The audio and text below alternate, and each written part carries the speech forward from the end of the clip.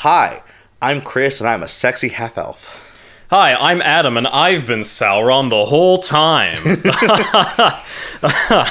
And we don't podcast, but what we did do this week, or rather what my co-host here did this week, is he finally got to watching the second Lord of the Rings movie. Lord of the Rings movie. And if I released this in time, you should have seen the first one. Lord of the Rings week. Yeah. 1 week all Lord of the Rings. Yeah. Hopefully we did this right. If we didn't, then bad me, future.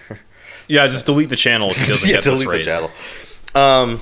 So last week, we went through Fellowship. We went through Moria, the Balrog, and meeting up with the Wood Elves with Galadriel and stuff. Yeah.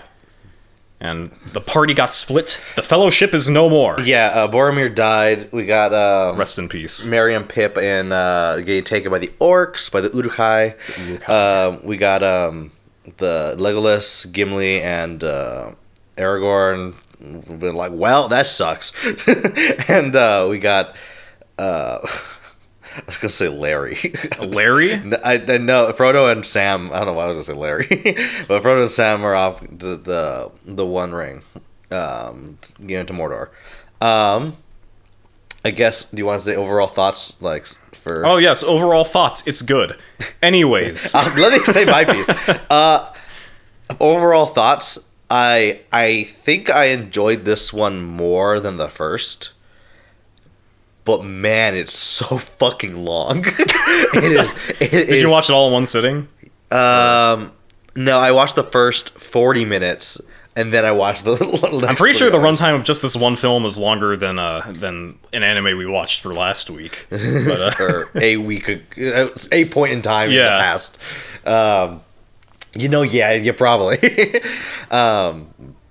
But this movie was pretty good. I really enjoyed the character dynamics within all the Fellowship members. I think all of them. Yes, this is very good. Two Towers is where Gimli Legolas really starts to come through. Oh yeah. I don't know how many stuff or what parts of the movie were added or I guess taken away from the original, but.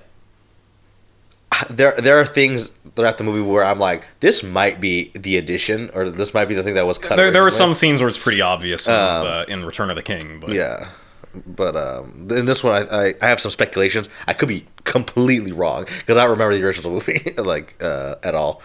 But there are some scenes where I'm like, this didn't need to be here. I mean, I guess, but it's cool to flesh out things. But. Yeah, this movie is pretty good. I quite enjoy it. It's got Battle of Helm's Deep. Battle of Helm's Deep, baby. Which, yeah, very, very good. It's also like an hour and a half long. It's like an hour. Is it an hour and a half? Extended edition. Who cares? It's good. Yeah, it's pretty good. Like the entire thing's pretty good. I think the best. I don't know. I think the two best actors in this are probably Elijah Wood and Andy Serkis. I think that they were I'd agree with you on Andy Serkis. The reason why I think Elijah Wood is because he had a lot of subtle moments where I really, really liked. Well, Andy Serkis had a lot he's very expressive and stuff. Obviously, he has to be. he's CGI. So yeah. See, I'm not big on acting, so I don't really pick up on the subtleties that well. So Andy Serkis is the guy for me. Well, yeah. Oh, he's in a lot of things actually. He's in a lot, but the most recent stuff that I've seen is he was in Andor. He's the new Star Wars show. Oh, which you got to watch. It's very, very good. But he was fantastic at that. I saw people commenting on that saying, well, he's been doing a lot of facial motions because he's CG a lot of the time. And so just his expressions as a human is he's super expressive. He just. I mean, if you train for that for 20 years, then it's gonna mess. You're gonna develop all those muscles that you normally wouldn't. Yeah, he's fantastic. Face actor. He's amazing. Yeah, he's. Hear me out. He would be he's like a clown without the makeup. Because he's Andy Serkis. Shut up. Anyway. We have. Oh yeah, TeaTime. Yes, we drink tea on this podcast. Sometimes, if we're lucky. If we plan. Stop spilling. That's why this is here. It's because we do it slowly. It's because I'm scared. Do you want me to do it? I'll do mine. What kind of tea do we have here, Adam? Oh, this is that black tea with caramel notes that we've had a couple of times. It's the Paris blend by Harney and Sons, I think the brand is called. Harney and Sons? Yes. Still too hot. All right. Okay, well, I guess I'll just leave it there. I'll trust you. Okay, so do we want to get into do we have any other general thoughts before we jump into it? Question, actually. Sure. Which of the two towers is the better tower? I think Sauron's. Why? It's bigger? Yeah. It's darker, it's cool. It's simultaneously more and less industrial than Isengard's, so... I like Isengard's more, but that's probably because it has more screen time. Yeah, that's fair. Yeah. I just think the visual design of I don't know. Yeah, it seemed like the outward appearance of the tower, like different structures climbing onto it as it goes up. Yeah, it's like 15 different buildings just stacked on top of each other, kind of. Yeah, but they're also, it looks like it's trying to like reach the top, kind of like, Sauron grasping for like the heavens almost. Yeah. Compared to like Isengard, where it's just the tower. It looks like the wand. Ooh, the wands. But yeah, I think the movie's very good. We'll get into the nitty gritty of some of the things that I quite liked or disliked. Oh, some of the scenes, I guess, a little, I guess, I don't know, spoilery, but like the scenes that I thought were omitted in the original were like a lot of Gimli's jokes. Because he was so funny in this, where he would just say like these one-liners and stuff, just as like, "Oh, I can't see him," like, or "Oh, like I'm gonna kill him." Like, I have some quotes as we get to them, but like it's some of Gimli's lines. I feel like when they're running after the Uruk-hai in Rohan in the first part of the film, that's where I remember more of Gimli's one-liners. I remember them during the Battle of Helm's Deep. Like there's quite a few. Not the beard. I remember that. I have some lines written down, but some of the flashbacks I feel like were probably added in later because like for Aragorn or Faramir and yes, the Faramir's and Aragorn. Like after Boromir leads the battle to get back that. I think the city's called Osgiliath. Yeah, and they're partying hardy and hard. Drinking their ale or whatever. I'm pretty sure that was added in for the extended edition. Yeah, that's one that felt like it was added in. But it was good to flesh out. So I mean, we'll get to it. But like, Aragorn stuff with oh my God, what's her name? Not Erwin. Arwen. There's Arwen, and then they introduce another one. Yeah. The fake love interest. Yeah, who has a very similar name, which is not coincidental. I don't remember her name. It's Eowyn or something. Eowyn, I think. Oh, Eowyn. Yeah. It's like they're just so similar. Like. Yeah. Okay, here's my hot take. Okay. I think that Aragorn's cute little love B plot is the worst part of Lord of the Rings.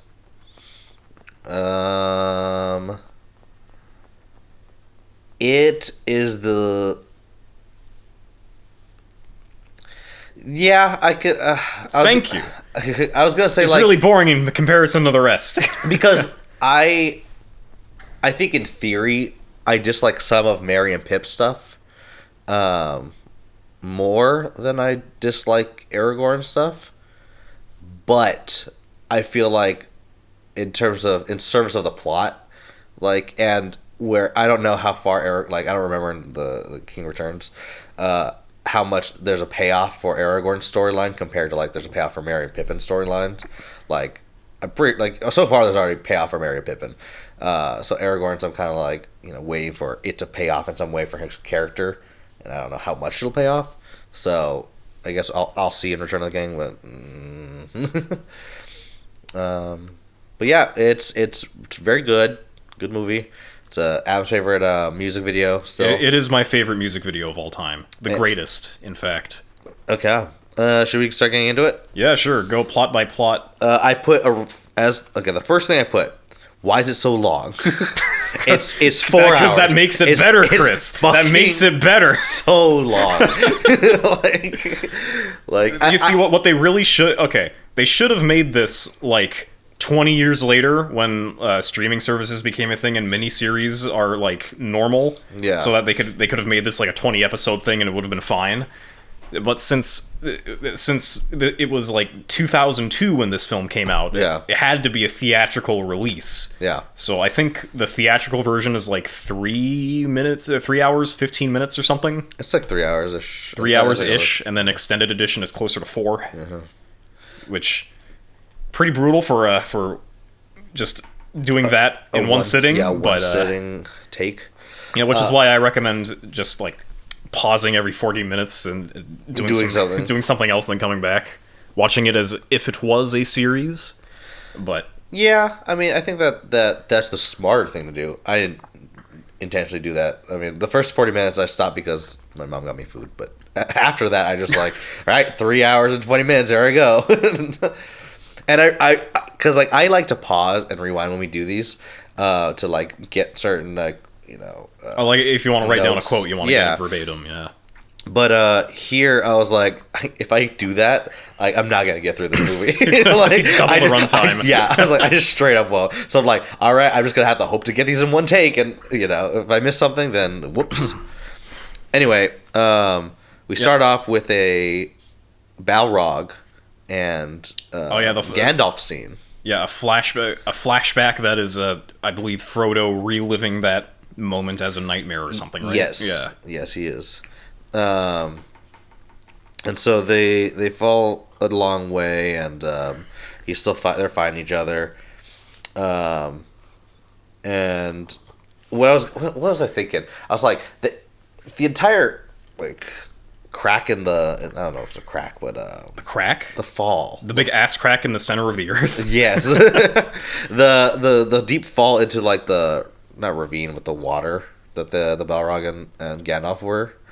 I was like, that's a long fall without like they hit the walls a little bit, but like it's a long wall not being hit.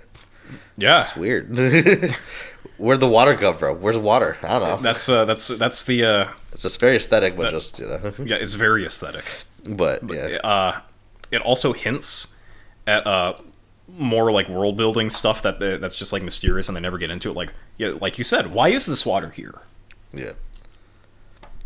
It's a good question. I'm not sure if it's answered in like the books or anything, but that's the thing. That's the default, right? Where it's just it's just answered in the book. Yeah, sure, why not? Yeah, but here's the thing, right? In the context of that scene, I can accept that below Moria there is a huge like ocean underground. Yeah, I mean they'd have to get some sort of water system, right? Like so. Yeah, it makes sense that that's like where they would get their water. It's a little deep. It's a little deep, but, you know, I feel like that was just for aesthetic, just like for the scene, for the dramatic tension. It was just it was a very bold artistic choice. Yes. I mean, not about bold, but it is artistic choice. It is the greatest piece of art yet created.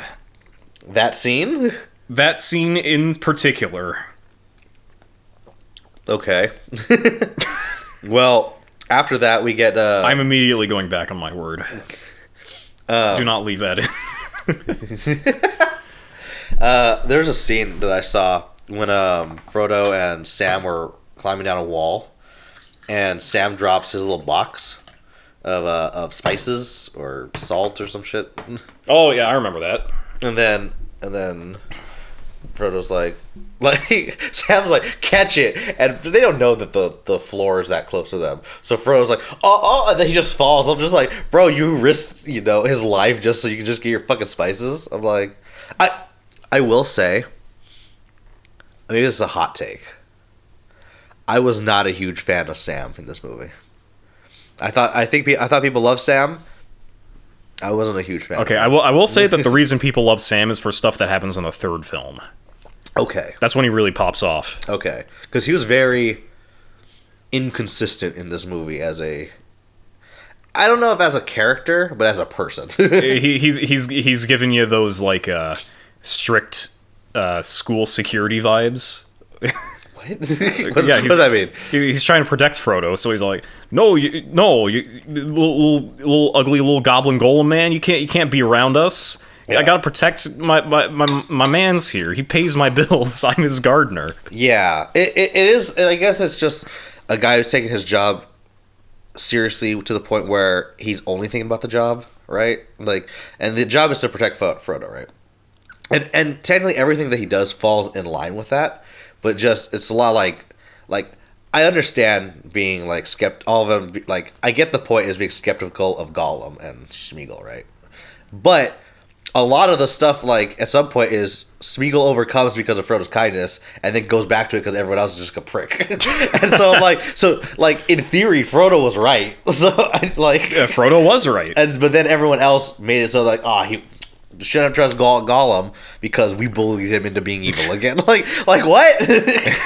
Like that was one of the things where Gollum's a nice little guy, and then Faramir comes and beats the shit out of him. Yeah, and then he turns evil again because of that. He's like, "Oh, you shouldn't have trusted Gollum. He was an asshole the whole time." Yeah, and that's one of the things where it's not like a problem with the movie because the writing is like I guess leading to that, but I don't know what it's I guess the takeaway from it is supposed to be because like that is one of the things I really, really liked about this movie, is just Frodo and his, dynamic with Gollum, like, and, like, how he sees himself in him and what he can become, and so, I really liked all of that. Like, that's fantastic. They expand upon that in the third film. It gets even spicier. Yeah. Well, I mean, that's the one where they finally get just the backstory of Gollum Smeagol, right? Like, but like, here's the thing, right? For the motivation for Frodo, it's not just a simple, if you don't do the task, the world will end. It's becoming more personal for him because he's looking at Gollum. Himself. Yeah. He's going, oh fuck, if I don't do this, then I'm going to be him. Yeah. And that's why, like, I like the idea that he's just like, yeah, I should try to like be as good to this person as possible because like I'd want that for myself, that if I ever get lost, like I can come back from that, and that is a lot more nuanced than I think some of the other characters of just like, nah, he's evil, fuck that guy. Like, a lot of the characters are like that, and I'm just like, Frodo's great. I really like Frodo. Yeah, for the most part, Lord of the Rings is a pretty like straightly told good versus evil narrative. Yeah, but that's why I was very like impressed with that. Like, for arguably the most important character dynamic, it's a lot more subtle. Yeah. So I loved everything about that. But yeah, Sam just bothers me just because like we're gonna jump around I guess right now. But, all right. Or we've been jumping around, but when he was just like, Gollum's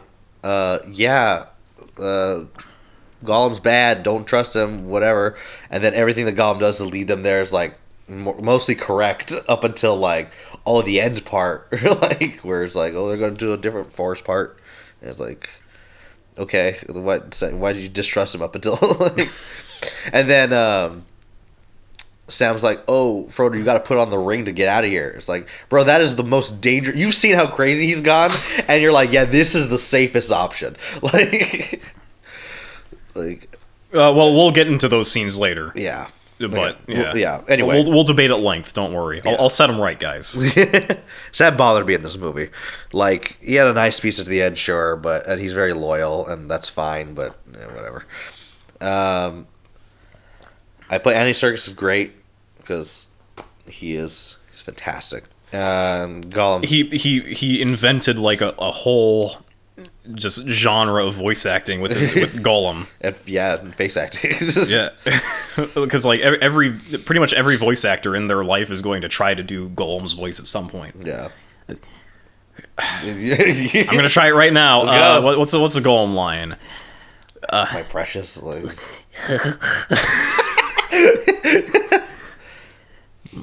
My precious.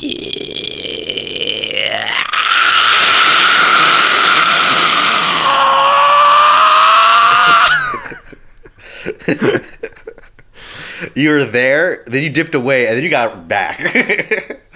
The ending sounded like Gollum. I will say. Oh, I'm gonna need more tea after that. Jesus, it took a lot of energy, and it wasn't even close. The orcs. Okay, I watched the Rings of Power. This is out. We're watching all these after the Rings of Power, and I know Rings he's of Power, watching all these after Rings of Power. I'm watching the full extended editions, so I know the Rings of Power get things wrong, just outright. I get that. Yeah. Rings of Power strays more from the books than the films do. Yeah, but okay. Can the orcs? So the orcs can be in the sun and just be chilling? Oh yeah, the orcs can be in the sun. That's fine. Okay. Yeah. Then why in the Rings of Power did they just movie version, they can be fine in the sun. I think in the books there's a thing about that. But it's never addressed in the films, so it's like whatever. Okay, because there's a few scenes where they're in the sun, and only at the end when there's a bright light and all the orcs are like, like, then it kind of, I don't know if they touch on that, but just, light's too good and they're good. Okay, that one I can explain more when we get to it. Okay. Because that would work on just you and me, probably. Okay.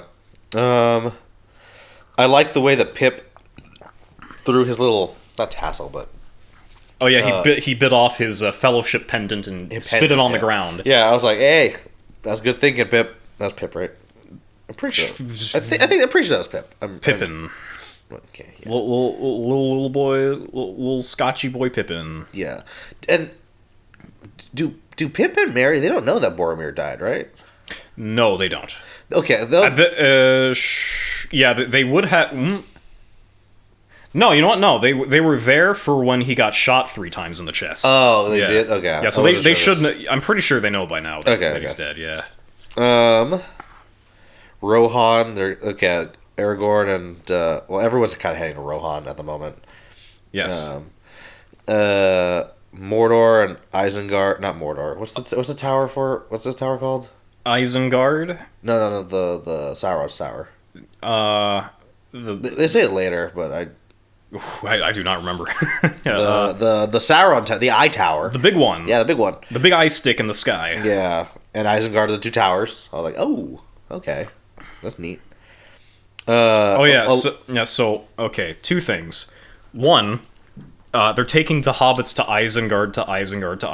Now that we've got that out of the way, did you know that Viggo Mortensen broke his toe in the scene where he finds out that Merry and Pippin got lost inside the woods with the big pile of the orcs and the dead bodies and stuff? Did you know that he broke his toe? Did you know that Orlando Bloom broke his ribs after falling off of a fucking horse? Did you know that Gimli's actor had a broken toe or a broken foot or some shit and had to run 3 miles or whatever? Did you know? Did you know that? All right, now that that's out of the way, we can move on.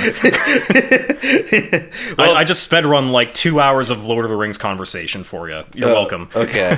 Well, because I did write down at some point where he hurt his foot kicking the helmet. I did not know about Orlando Bloom breaking his ribs. He broke his ribs in a later scene, like when the Rohan caravan gets attacked by the wargs.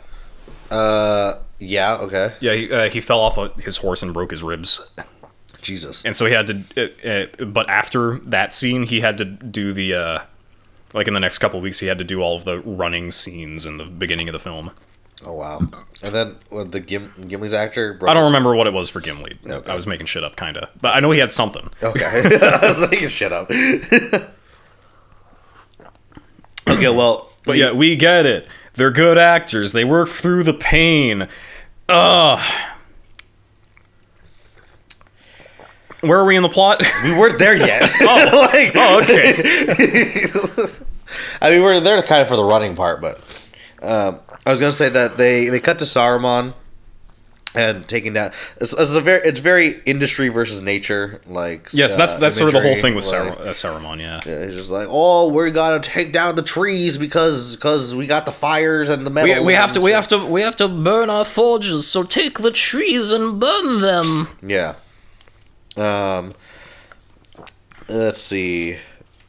Saruman wants to burn Rohan. They're attacking from that side. Let's see. Karl Urban's in this. Karl Urban? Yeah. I don't know who that is. He's Billy Butcher from The Boys. Oh, you right? Oh, cunt. Yeah. Okay. Who is he? He's the nephew of the king, Theoden. Yes. Okay. the guy who is practically the general of his army, but isn't called the general. He's the Deus Ex Machina of the movie. Yeah, he is the one that saves everyone at the end. Yeah, he's Eowyn. Right? Eowyn, that's right. Yeah. Yeah, he's cool. I like Karl Urban. So it's weird not seeing him Put on an Aussie accent. Yeah. Well, whatever the fuck, because whatever his accent he's doing is weird. I put why is the troubled man because we cut to the Rohan people and the king's old and dying and his son's dying and the Grima is like, oh my king, you should throw out your nephew because he sucks and we hate him. Like, My king, your nephew smells very bad. yeah. Leave him outside to air out. And then he kicks him out. I put why is a troubled man still ruling, and then I'm like, oh, there are crazy kings, and people are just like, yeah, we'll follow this person because they're king. It's like, well, that sucks. I put everyone's tired because the orcs like keep trying to run away from Aragorn and Legolas and Gimli, and then they all get really tired. Yeah. And then there's orc infighting, which I really liked. I love that scene. That's one of the more famous memes from Lord of the Rings. Meat's back on the menu, boys. Yeah, they just eat their own kind. And then, Yeah. Fucking great. And then within that, Merry and Pippin are able to get away. Yeah, after that scene, they just get charged by Eowyn. He just kills them all. Yeah, he kills all the orcs. I will say, there's a lot of fake out deaths in this series. Yes, and there are. And I was like, damn, are just like the biggest fantasy series, like, this in One Piece, just, I think One Piece does it worse, but I that's probably just more of a problem that since it's been going on for so long, there's been more chances for fake out deaths. Yeah. Because, I noticed this, I was like, Aragorn gets a fake out death. Fucking Gandalf gets a fake out death. Both Merry and okay, Pippin technically get Gandalf does die. Well, but he comes back... I do it. Do what? Oh, the clap, right. We have returned as I don't podcast the White. Yeah, because Gandalf did die. He did die, but he came back, so it still counts as a fake out death. Yeah. Aragorn has a fake out death, but he almost dies. But then, almost dies are fake out deaths. Well, yes, but okay. What I would have liked is in the Battle of Helm's Deep, if Aragorn was if he was still injured, like as he looked like he was when he came back into the castle. Yeah, that's fair. Like there's a consequence to his shenanigans. Yeah, I don't mind it that much. Because Helm's Deep is badass. Yeah. But I think it would have been better if he was, like, trudging along with, like, making it look like he had broken ribs or something. Yeah. But yeah, I just noticed that. I was just like, oh, there's quite a few. And not just for, like, singular people. It's just, like, everybody, like, which I was like, that's interesting. Anyway. Oh, but I do want to get into the Gandalf stuff and his death later. Because I have some notes on that if I'm... Well, actually, we're getting to it. I like when the trio Legolas, Gimli, and Aragorn are ambushed. And, by Éomer. Yeah. They put the spears up, and then Gimli's like, "I'm gonna fight all of you." Yeah, he's like, "I'll fucking cut your throat." And then I really like when Legolas is all like, "She's like, I'll kill you if you try to harm him." And then I was like, "Oh, my bromance." I really like that. I put the Merry and Pip are in the trees. I put they're in the trees, probably. Which I'm right, technically. They do go in the trees. They do be in the trees. Now the scene where he breaks his foot. We just got to it. Oh yeah, he comes across the pile of the guys. He kicks the thing, like, and then he makes a very good scream because he broke his toe on set. Because it is a good scream. Yeah. It's a real scream. It's a real scream. It's a snuff film. Yeah. Yeah. Ents. The tree herders. I don't know how you herd trees, but... Well, the trees move in the Fangorn Forest. Oh, yeah, I guess. You remember in a Fellowship where they're taking down the trees and they start screaming? I don't remember them screaming, but they give like a... Oh, that's actual. I thought that was just like the Yeah, sound effects. it's meant to sound like trees coming down, but it's also screaming. Oh, okay. Yeah. Interesting. So the trees are alive indeed, but the Ents are the ones that are more human-like. Yeah. The Ents, Treebeard's like, oh, let me take you to the White Wizard, and it's like, oh, it's supposed to be Saruman, and then it's Gandalf. It's Gandalf. It's Gandalf. There he is. We'll get to that in a second. I put Gollum so dramatic because he's like trying to eat. He eats the bread. He starts like, they're trying to kill me. I'm dying. And it's like he's in a completely different movie. Yeah, he is. Gollum's in a completely different movie, and it's great. Yeah, offers a lot of contrast there. Anything elvish burns Gollum or something like that, because he burns on the elven rope as well when they. Oh yeah, it does burn. When Sam leashes him. Let's see. He saved Frodo from the swamp death people. I put probably because of the ring, but also maybe he cares about him in some capacity. Yes, and we're hopefully. I mean, I kind of don't want to see it because I think they'll fuck it up. But we're probably going to see the battle that created that bog in Rings of Power at some point. Oh, okay. Yeah, interesting. Whenever we get to there. Whenever we get there, hopefully it's not shit. But we'll see. I put Frodo's still feeling phantom pain from the ring wraiths. His cut. He's just like, the ring wraiths. Oh, let me put on the ring. It hurts. Like that. He's connected to Sauron now. Just. Fully, not fully, but like in a capacity. I put that like when the ring wraiths were flying on. I don't think they're wyverns, but I put wyverns. They're like the ring wraiths ride the Nazgul. Oh, they're called Nazgul. But the ring wraiths themselves, I think, are also called Nazgul. Okay, well, the flying Nazgul. Right? Yeah, in the films, there isn't a huge distinction. It's like, oh, these are the only guys who ride these things, so might as well just call them both the same thing. Okay.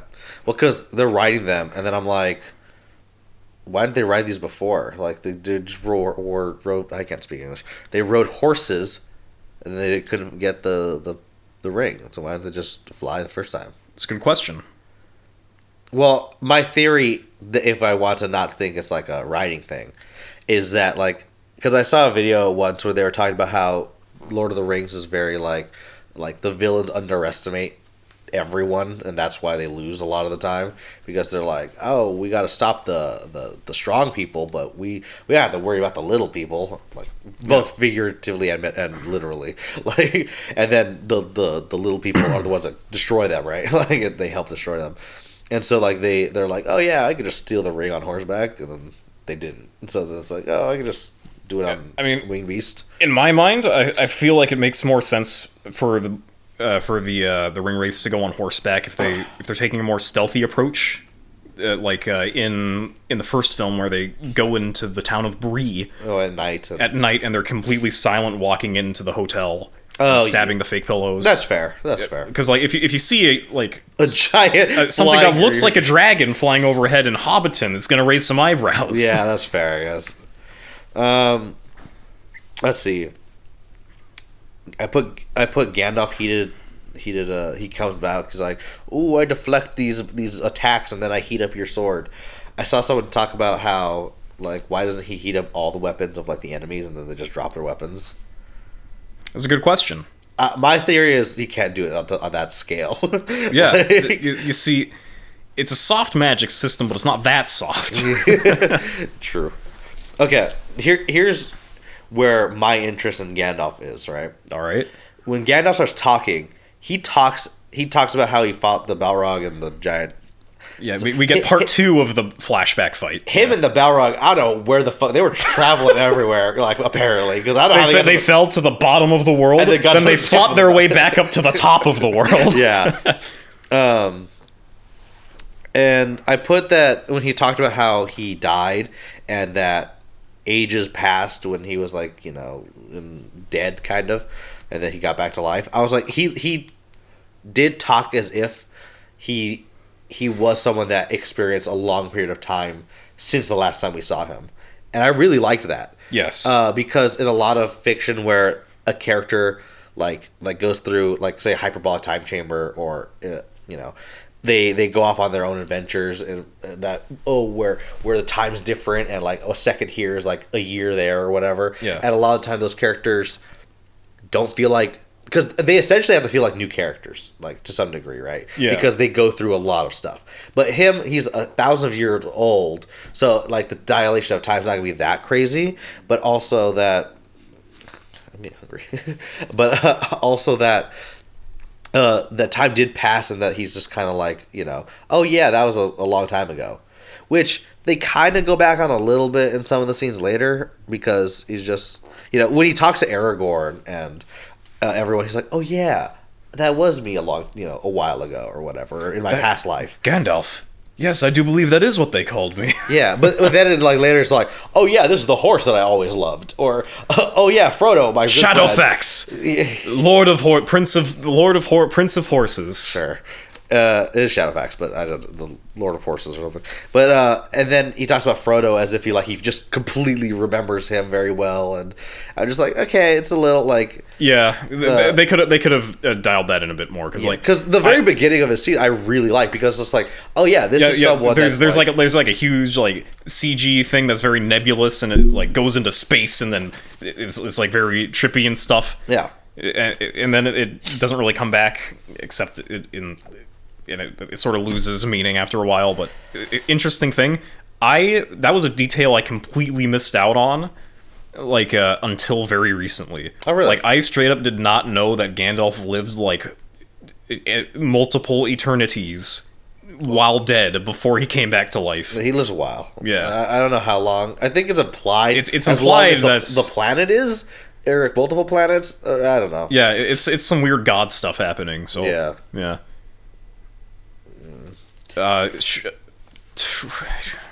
Tolkien theologians get on that. Yeah.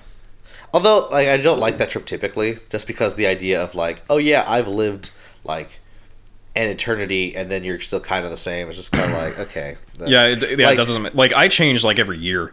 Yeah, everyone grows and changes through like, whatever. So like a long period of time throughout that, like. Yeah, like, I only started drinking tea like 3 years ago, max. Yeah, look at you now. Yeah, I'm a professional tea drinker now. Yeah, you can't pour though. I mean, what? No, I have my servants pour it for me. Oh, okay, that's why you're. Yeah, okay. I do believe they're here. My servants. Bruiser that's picking stuff up. Yeah, because you got a bunch of. Yeah, okay. Yeah. Okay. There's a scene when they get to the Black Gate of Mordor. Yes. Because Frodo and Sam and Gollum are traveling, and they're getting there, and Sam falls, and Frodo goes to get him, and then he. Which I think is, I think is the dumbest scene in the 2 movies we've seen so far, where he fucking throws his cape. Camouflage cape activate. Form of rock. And the thing is, he pulls that up like 10 seconds after the guards walk straight to him, and they're clearly in view. They can clearly see them. They should clearly see them. And then, the army is just that well disciplined that they never stray their gaze from what's directly in front of them. Dude, I was like, this is the dumbest shit I've seen in a while. And we've reviewed a couple bad things on this channel. That was one of the dumbest things I've ever seen on this. It was very funny. Sam falls down the hill like, whoop, whoop, whoop, whoop, whoop, whoop, whoop. And only 2 guards are like, It was so bad. It was so funny. Let's see. After that, King Theoden. Well, no, hold on. Important thing you missed out on. After they get to the Black Gate, Gollum's like, no, you can't go through the Black Gate, you dumbass. You'll get yourselves murked. Yeah, which is true. Like, yeah. All the guards are there. I'm like, that. I was like, what was their plan? Like, they go in, get captured, they're like, Sauron's like, yeah, my ring. Like, they get stopped. It's like, oh, sorry, sir. It looks like your visa ran out a week ago. Yeah. Like, oh no! What am I going to do? I have to get past customs. I'll do anything to get past customs. Yeah, that's what they would have done. Yeah. So Gollum's taking them to the alternate route. Yeah, which they get into later. Yeah. Let's see. Ent water makes people taller or into Ents. I don't know. Soft magic system. Sure. There's something in the water. Yeah. And then they said that they lost their Ent Wives. How do you lose? Well, if they knew, gender? if they knew, then they'd find them. Well, how did they lose them in the first place? So, well, they don't know where they are. Yeah, if they knew how they lost them, then they would just go find them. They were there when it happened. It's why they're lost, Chris. They lost them. I know that you don't believe like that. That's so dumb. Like, it's like, oh yeah, we just can't find them. It's like, huh? What? Like, you don't just lose a like. Why were they separated by gender? And then they're just like, well, goodbye. Like, also, don't most trees reproduce asexually? They drop their seeds. Yeah. So, yeah, I guess. Well, they're not trees. They're tree folk. They're Ents. Oh, you're saying they fuck? Yeah, Ents have sex. I would assume. Well, not anymore. They lost their wives. Well, no, they still could.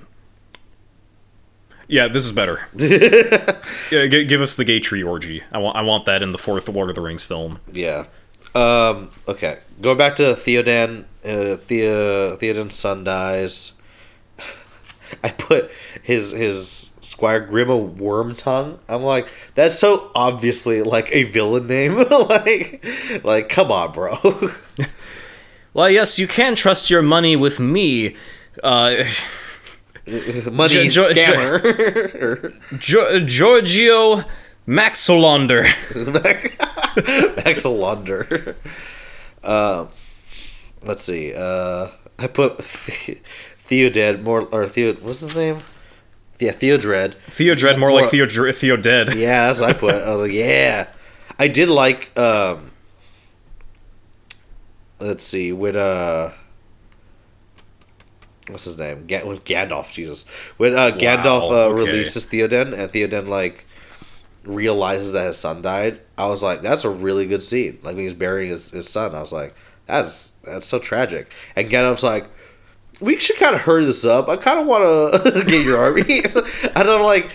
It gave me such a like. I mean, I know Gandalf was technically made first, but it gave me such like Yoda vibes in like Empire Strikes Back, where it's like, yeah, he's a wise guy, and like what he's saying isn't inherently wrong, but he just doesn't give a shit about people's feelings. like when he's trying to tell Luke to stay, and yeah, and just like, dude, like this guy's grieving, like relax, like, and I just thought that was very fun. It was funny, just because it's like these old out of touch people, you know. I mean, I get Gandalf's like however old now, like, but we go into Helm's Deep. Woohoo! Let's see. They get the caravan together to move everyone to Helm's Deep. Yeah, I put they're hyping up Eowyn, the girl, because she has a sword. She's like, whoa! Yes, she's one of the 2 named women in the whole series. I'm pretty sure. I mean, doesn't Sam's wife get a name at some point? Oh, maybe. I don't remember because she's not important. It's one of the 2 important women in the series. Yeah, the two important characters. Arwen is the elf. Eowyn is the human lady. Yeah, they have a very similar name. The excellent soup cook. Oh yeah, when I saw that, I was like, "That's such a." I've seen that so much in like anime, where like the waifu character cooks as bad, and it's everything. This is the Western real one. It like exudes a purple aura, and then there's like spirals, and then there's the yeah. And I was like, this is the real life version of this. This is the Western version of that. Like that's crazy. Yeah, but this one was first technically. Also, they're very inland, and it looked like they had like scallops or halibut in the soup, and so I'm not really sure how that worked. How'd they get the seafood? The greatest mystery of Lord of the Rings. How'd they get the soup to work? Let's see. Oh, the Gollum has this Smeagol Gollum scene where he's like looking at both sides of the... Go away and never come back. Yeah, and then he goes away, and I'm like, yeah, this is great. And I was like, he could have just been a good guy from here on out. Yep, he was on track. Yeah, like, and then... But no, people had to hate him because he's ugly. Yeah, I mean, kind of. Like, let's see. Yeah, I put Andy Serkis as goddamn champ. He plays 2 characters. Yeah, he does. He's really, really good at it. I put Sam as kind of being a dick to Gollum because he is. He's ugly. Yeah, And Sam is beautiful. Sam hates ugly people. That's why we wouldn't get along. That's right. Okay. Oliphants, giant elephants with 4 tusks. Yep. I like elephants. They're really big. Yeah, it's really good. Probably the best portrayal of war elephants we have in film. I don't think... it's not something that happens super often. Should have happened in Game of Thrones. Should have. Honestly, yes, it should have. The Golden Company should have had big elephants, but then, no, they were unimportant. Anyway. House of Dragon was good. I like that one. Yeah, I like that one too. Yeah. So they get captured, Sam and Frodo.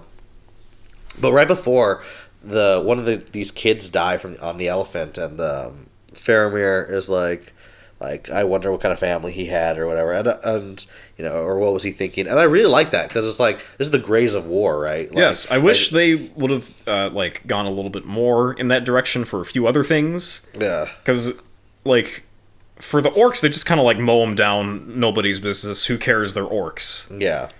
For the Easterlings, there's that one scene in Two Towers, but then later on, they don't really give a shit. For thousands of the unnamed good guy soldiers, no one really gives a shit. Yeah, they don't really say anything about it. Which is it is one of the things where it's like the big purpose of this entire story is very black and white and good versus evil. Yes, it's a very traditional grand good versus evil narrative. But then they introduce a couple of gray stuff like that, and I'm like, should they? I feel like they should have just omitted it because opening. Yeah, it's hinting door, it's hinting at a narrative that could have possibly been better than the one that they have. Well, yeah. Well, just that it's. I don't know about just better, just more nuanced, I guess. And I think that having that door a little bit open makes us ponder it, which I think is just worse than just outright just not addressing it, which I think would have been fine. But that being said, I still think Frodo and Gollum stuff is my favorite part. That's one of the grayest things, or not the grayest, but just. Well, he is pretty gray. He's kind of gray. Yeah. I keep putting Gimli's great just because he's funny. Aragorn's 87. Aragorn is 87. Yeah. So he lives a while. So that's cool. Yeah. Kind of weird that his other love interest is 18, 19 maybe. It's kind of weird. I mean, it turns out in the end that he isn't interested in her at all. But it's a very one way, oh my god, I'm really into this gray fox who doesn't have any gray hair. Yeah. I do wish he kind of acted older, I guess. This is on the other side of the Gandalf stuff, where it's someone that is supposed to be older doesn't act like it, I guess. Well, Gandalf looks like he's old. Well, yeah, but Aragorn doesn't. No, I know, but I'm just saying that through years of experience, you become, you grow or change as a person, right? Spoilers for Higurashi really quick. Okay, we're really going away from Lord of the Rings. All right. But I really like the way that Rika was as a character, because she lives hundreds of years as, she's time looping and stuff, and she feels like someone who's deteriorated as a human. Yeah, even though she's 7 years old, she's still super depressed. Yeah, she's she acts oh yeah, I've lived through whatever, but because she's within a time frame, she doesn't grow like a normal person would. Yeah, once the Nipa shit goes away, she just becomes a very dark, I'm tired. Yeah. which I'm that is probably one of my favorite portrayals of someone who's lived a long life and through their situation would be the type of person that they are, right? Yeah, but like so similar kind of a thing in Slaughterhouse-5. I don't know if you've read any Vonnegut. I haven't read Slaughterhouse-5. Okay, I mean I haven't either. Okay, but okay, you want to say? Slaughterhouse-5. The people in the world are immortal, so they choose to die when they want to, and there's a, I think it's a couple, an old couple who live to like 256 or something, and they're like, I've just had enough. I'm good. Just end it. Yeah. But like that's like those type of portrayals I really like, where it's like, oh yeah, this feels like someone who's lived 200 years and like has experienced the things that they've experienced, right? Because like it doesn't Aragorn doesn't have to necessarily be the most like elderly or whatever acting or like, because Legolas, all the elves are super old, but yeah. But still, that's just something that like I feel they never really take into account for characters like that, which I get, but that's just like, then why have them have that quirk? Like, I don't know. It's something that bothers me a little bit. It's not necessarily just inherently to this Lord of the Rings, but Lord of the Rings is the greatest film of all time. Okay. It's also like a 7 out of 10. I'd say there's stuff in this movie that make it higher than 7, like an 8. Like an 8? I'd say Ooh, like an 8. wow, fancy. It's I've seen it too many times. It's a 7. Yeah, that's fair, I guess. Let's see. I didn't realize Arwen is Elrond's daughter. That was something I was like surprised about. Yes. And I liked that, although Elrond doesn't necessarily look like he's like super in the right when he's like, oh yeah, you should just go to Valinor. It makes sense just because we don't die. Like you're gonna suffer. Like why not be in a place where you can prosper and like have him live his life with people that will die with him. Yeah. And I'm like, yeah, why don't you spend your remaining days with people who will live as long as you? Yeah, which I get. I mean, like, I also get if she were to stay and be like, like that's still a part of him I want to experience and stuff. Like, You see, I understand that. Yeah, but I would prefer to live like 300 years with all the normal people, so I can be like, I knew your grandfather. He was a little bitch. That would be kind of fun. Let's see. All the flashbacks to Aragorn's story are probably like I don't remember. I don't know if those were in the original. I feel like that's all Arwen stuff. I think they were. All of them? I feel like some of them probably not, but I'm pretty sure a lot of them were. Like he falls off the cliff and he's like dancing in and out of consciousness when the horse finds him. There's a bunch of flashbacks, and that's my least favorite part of Two Towers. Okay. Oh, Faramir talks about Boromir's boat washing up to shore, and it's like, oh, my brother, and then he has this flashback, but the father's just an asshole. Yeah. This is the part where I'm like, Sam's all over the place because he wants to use the ring to get out, and I'm like, well, which scene is this? Where Faramir has him captive. Oh, right, yeah, and he's like, Frodo, you can use the ring to slip by. Yeah, Mr. Frodo.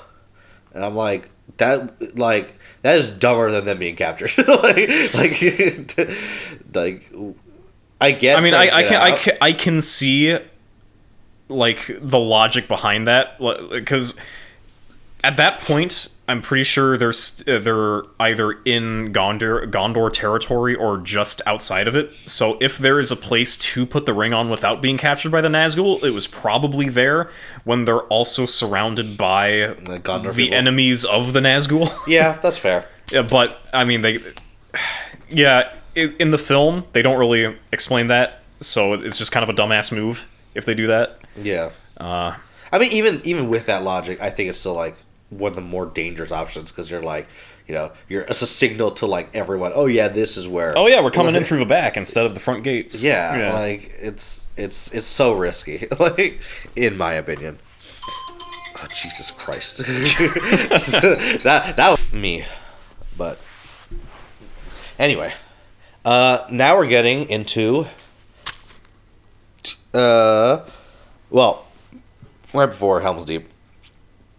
I like that when Aragorn comes back. I was about to say Durin.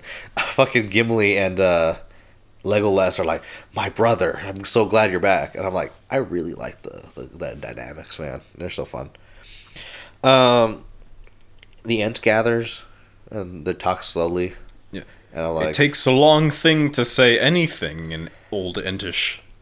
Yeah, It takes them 9 hours to say hello. I think a lot of those bits were probably some of my least favorite parts of the movie. Well, nothing happens. Exactly. Like, it's a 4-hour movie. I don't need a scene where nothing happens. Like one of those scenes where Mary's getting upset because of... They're taking too long. Yeah, like, that's a valid scene. Keep that in. But, like, I don't need to see it 3 times. I get they're slow. Like, in talking. Like... It's a 4-hour movie. I don't need more wasted time. But anyway, Battle of Helm's Deep. Yeah. Woo! Elrond brings in reinforcements because Elrond's a top. I'm not gonna say top G. A top G. Yeah. G for elf. Yes. Yeah, I was gonna say he's a G, but they're like, oh, you can say top G, but I'm like, oh no, that's freaking Oh, what's Top Gun? No, Top G is the one that the one dude uses. That's really he's a bad guy. I do not know what you're talking about. Andrew Tate. Oh, Andrew He uses Tate. that. Yes. We don't like him, so. I've seen one clip of him. He seems like a very not a very. He seems like someone I would not invite into my studio. Oh, that's fair. Okay, so we got Battle of Helm's Deep. Really Yeah. cool. Woo! Battle of Helm's Deep. Oh my god, dude. Fucking, they bring the orcs to the wall and they start screaming at the guys. Yeah. And they're like, oh fuck, when are they gonna charge? And then the old guy with the Yeah, one he's eye. like, whoops. Whoops. And it just straight up kills an orc. Which, great shot, by the way. Good Like, aim with the one eye. Yeah. He didn't have any like muscles in his arm, but still good. Good job. Good soldier. I put this is where the Gimli stuff for me. I'm like, this has to be extra content stuff because he's just like, like when they're shooting arrows or whatever. They're like, do they hit anything? like no, Gimli, they didn't hit anyone. Like, he's so funny. And you know, a lot of the Battle of Helm's Deep, like, it's cool, and it's not really much to say about it. Like, honestly, just good fighting. You know, there's logic that the audience can follow. Yeah, it does, like the battle from a realism perspective doesn't make a whole lot of sense, but there is some tactical logic and plays that are being made by both sides that they can, like, I've read too much Kingdom, so I'm kind of dead on this shit. But yeah, Kingdom spoiled you onto like the tactics of war. It's like. From the audience perspective, it's not just a bunch of guys fighting. It's not just random noise and chaos. It's like, oh, they're bringing the bomb to the wall, so now Aragorn has to stop the bomb from getting to the wall. Yeah. And then the wall explodes, and I was like, oh, okay, now we have to defend up here, and we have to keep all of the orcs outside of these things, but then they bust through, and now pretty much everyone's dead, and they're in the keep. And they're like, fuck, we're dead. We're dead. There's only like 20 of us left. What do we do? Ride out with me. He's like, first light on the 5th day. He's like, all right, we have to stall for time. Let's go. And they charge, and it's like, wow. You see, I remember what happens in this battle because there's logic to it. Yes. So what parts do you think are like the most unrealistic parts? Probably that scene at the end where they charge out. I was gonna say that's probably the most unrealistic. And all of the orcs just kind of like fall off the ledge. Well, I guess because we can move on past that, but real quick, I want to put bombs always work in war. Bombs always work. In war, you just have some bombs. You're better than the people that don't got bombs. Straight up. Yeah. Honestly, yeah. I put Gimli and Legolas do some crazy shit after the bomb stuff where... Oh, even before the... You know what? Yeah, actually, Legolas does the sliding down the stairs and move. Gimli jumps into the orc pile while they have their spears up, and I'm like, y'all two are psychopaths. like they're just that good, dude. I mean, yeah, because like Legolas is sledding and he's just jumping. I'm just like, y'all are fucking bad shit. Going back to no, never mind. I was talking about Mary, but just talking about the Ents saying, "Oh yeah, stop that, Ents. Just make a decision." And the Ents do make a decision. Yeah, We're taking you back home. Yeah. I like when Gimli was like, "Toss me, but don't tell the elf." And he's just like, it's like not a word or whatever he says.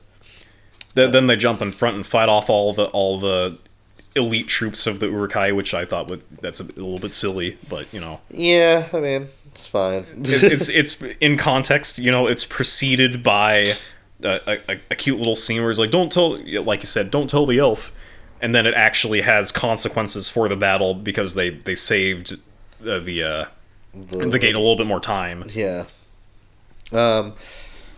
The Treebeard goes north, and then Mary rolls pretty high on his deception check, and we should go south instead. Yeah. To Isengard. I mean, and then he finds all the trees are like destroyed and stuff. And some killed. of these trees were my friends. Yeah, and then No. yeah, and then he was just like, "All right, time to go to war." The last march of the Ents. And that line was hard as fuck. I really like that line.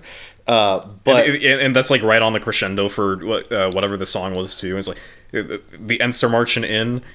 There's like that sweeping camera move, and in the audience you're just like, "Yo, Saruman's fucked. The tree, look at him go." yeah. But see that scene is kind of why it bothered me so much that the Ents were like taking so like they had such long scenes of them not doing anything. It could have been this the whole time. Yeah. Yeah. Like they could have just said, "No, we're not going to do it. Like that's too dangerous for us." And then they see it, and it's like, "Okay, well, now we are." Like it's the same effect. Like, and none of the Ents die. I think there's one that gets chopped to pieces by the orcs, but he gets hit a little bit. But yeah, there was one that gets set on fire, but then he puts out the fire. Yeah, I did see that. I was like, "Oh dang." Let's see. Also, I really like that battle with the Ents versus the Orcs in Isengard. That was very cool. Yeah. Well, it's just the Ents kind of like slaughtering them. Yeah. Like, It's funny. Yeah. Surprise! Giant creatures do a lot of damage. Like, and then Saruman's like, "Huh?" I could never have expected this. Yeah, and then they flood the entire place. It's just like, good job, trees. Like, Yeah. Also, good theming. That Saruman destroys the forest for his industry, so the trees fight back. yeah, forest destroys the forest. He dams up the river comes back. Yeah, it always comes back. Yeah. You like theming, right? I do like theming. It's Yeah. good themed. Yeah, there you go. Yeah, Yeah. that's good. Yeah, it's good. Going back to Helm's Deep, Éomer returns with an army on horseback. With Gandalf. Yeah. He's like, first light on the 5th day. Our king stands alone. Not alone. And then he wins. Yeah, then Yeah. they just slaughter the orcs. Like, Yeah. Where did he get that big of an army? Okay, so remember when the king was still being manipulated by Wormtongue? Yeah. And he sent his nephew away? Yeah. Yeah, the nephew was sent away with his little band of Yeah, I whatever. remember And that was the same band that killed the Uruk-hai Yeah. and met up with Aragorn and ambushed them and stuff. No, I know that, but where did they get the rest of the army? Just traveling. It was with him the whole time. But like the group that they met with was like 30 people, and then You're right. Okay. It's pretty easy to headcanon that out, Chris. Like, Gandalf had 5 days to contact all of the lords of Rohan. Yeah, I guess. I mean, they could have mentioned it.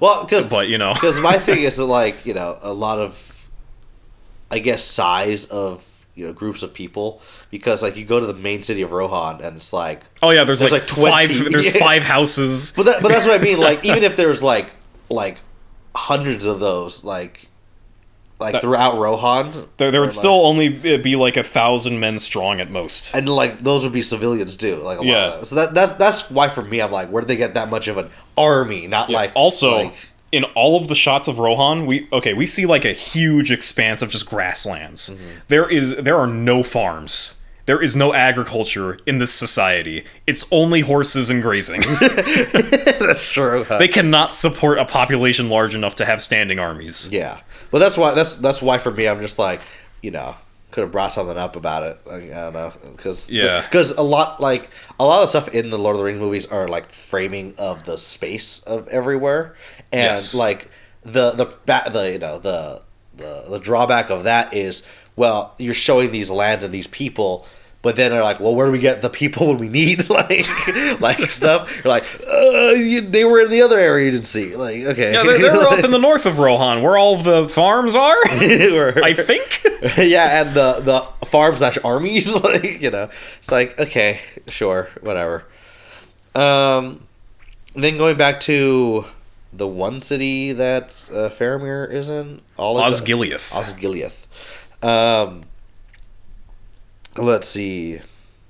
Oh, also, so it was bothering me for a while because a long time ago on this podcast, I'm pretty sure, I was trying to remember the name of one of the cities that shows up in the third film. Mm-hmm. I remembered what it was. What is it? Minas Morgul. Minas Morgul. Because it's like the sister city to Minas Tirith, but it's evil, so it's Minas Morgul.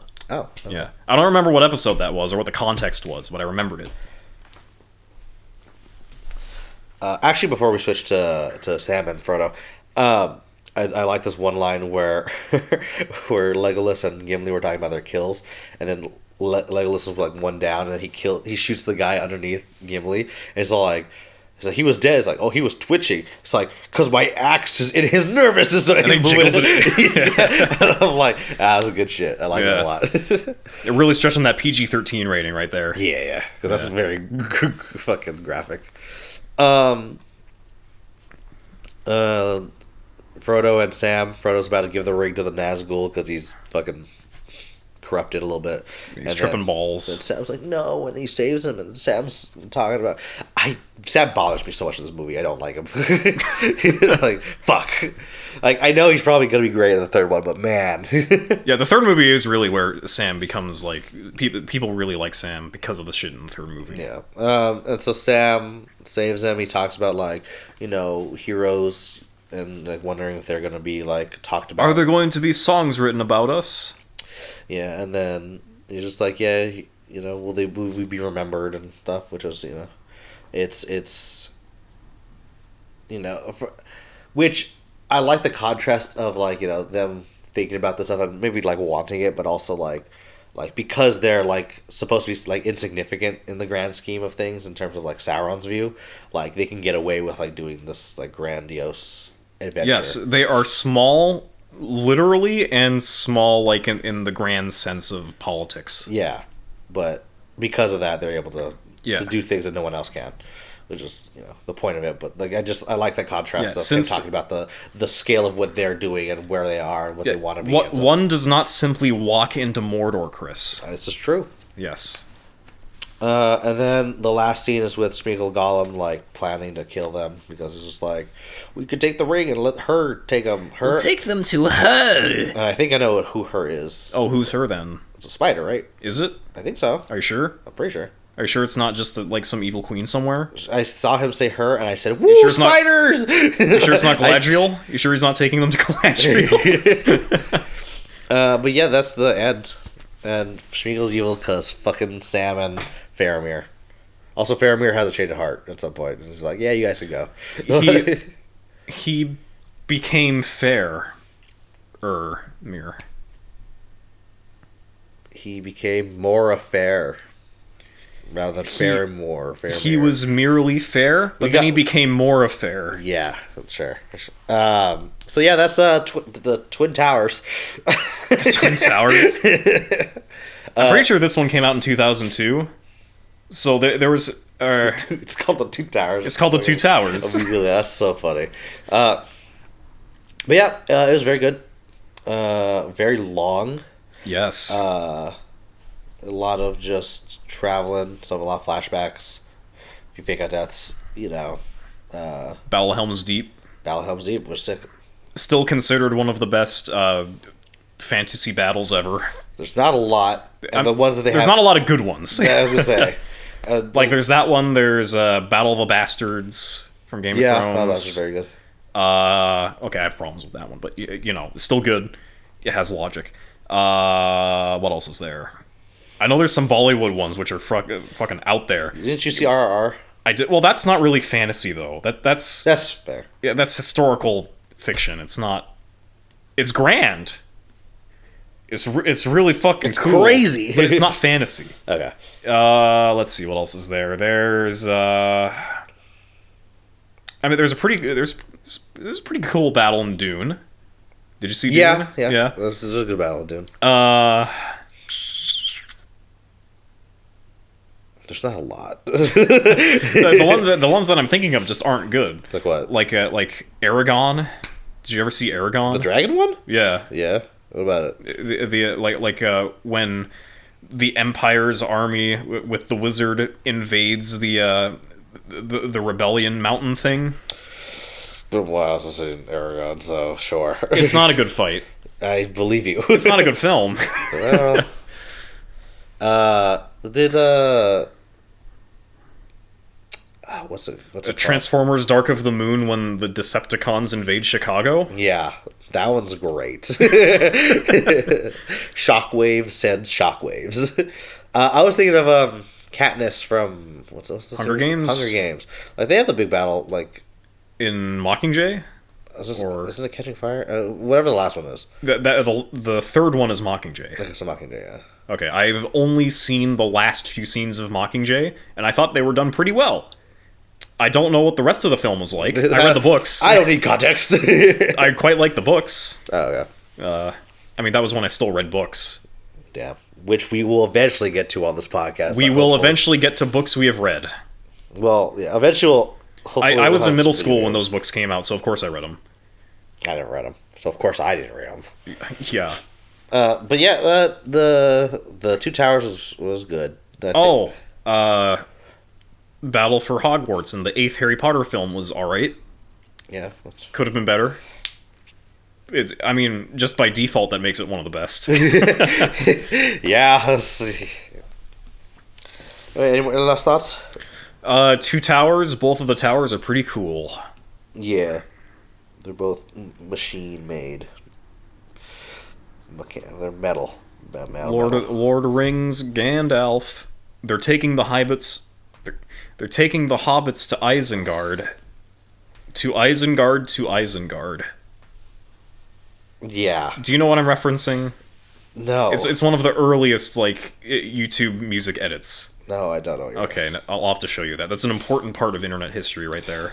Okay. Well, I don't know that video, and I don't podcast. Thanks for watching. Bye.